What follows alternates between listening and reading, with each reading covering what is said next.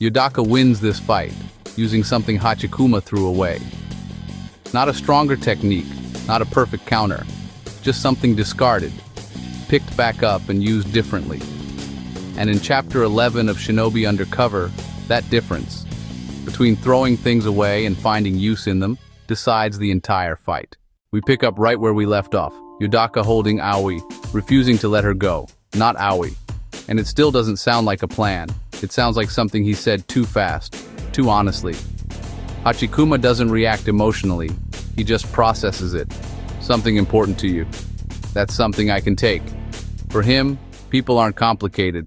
They're leverage. Then Yodaka explains what he did to the threads. He rubbed them between his palms, tangled them.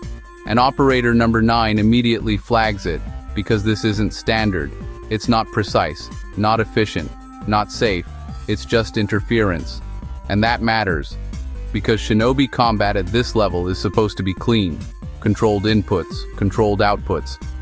This isn't that. This is friction, and it works, just enough. Hachikuma looks at the tangled threads, and doesn't fix them. He throws them away. Hachikuma, the crested honey buzzard, doesn't hunt like a hawk. It dismantles, beehives, nests, structures. It goes in, takes what it needs, and ignores the rest, even if it gets stung in the process. And that's exactly how he operates here.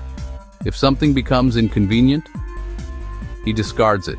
If it's too much work, I throw it out. Not philosophy, just habit. And when we see his past praised, relied on, the hope of the clan, it reframes everything. He didn't rise above attachments. He stripped them away, simplified his world until nothing could slow him down. While Hachikuma is simplifying, Yodaka is doing the opposite, even if he doesn't realize it. He hands Aoi off. Please take care of her. Umineko responds instantly. Operator number 9 redirects the entire flow of the fight. And just like that, Yodaka isn't carrying everything himself. He's still the one fighting. But the situation, that's shared. Hachikuma throws things away when they become inconvenient. Yodaka, whether he means to or not, starts relying on them. Once the fight restarts, the gap is obvious. Hachikuma controls distance completely. Swinging across the mall, cutting through glass, mannequins, anything in the way. Controlled, systematic, like dismantling a structure piece by piece. Yodaka is stuck reacting, dodging, closing space, trying not to lose his hands. No range, no cover. And if you grab those threads, you could lose your fingers. None of this is how the system wants this handled. Clean fights don't involve improvising with discarded weapons. Then Hachikuma asks, "What are you so angry for?" And Yodaka answers immediately, "Because I'm supposed to be her protector." And the moment just hangs. Because that didn't sound like a mission update. It sounded personal. He realizes it immediately. Not that she's special or anything. Operator number 9 calls it out. "You're embarrassed now? That wasn't clean. That was real." Hachikuma responds the only way he knows how. Anything precious just shackles you.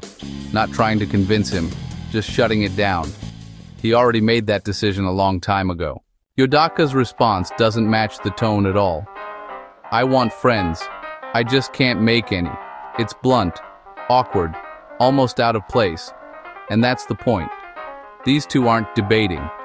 They're exposing completely different problems. Hachikuma had connections and cut them off. Yodaka wants them and doesn't know how to build them.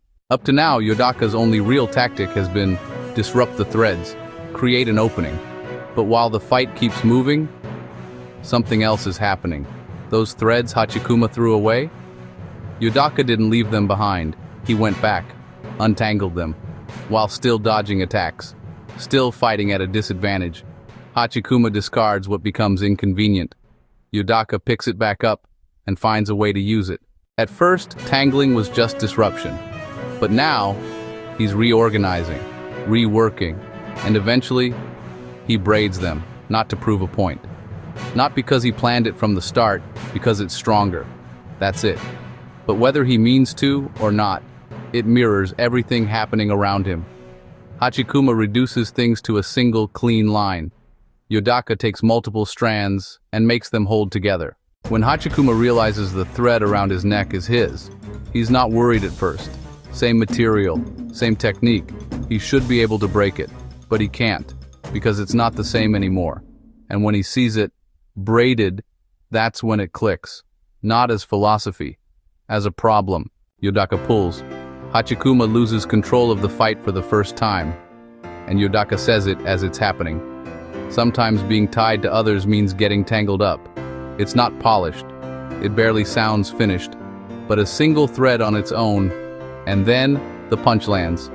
Hard, direct, will never be as strong as threads braided together.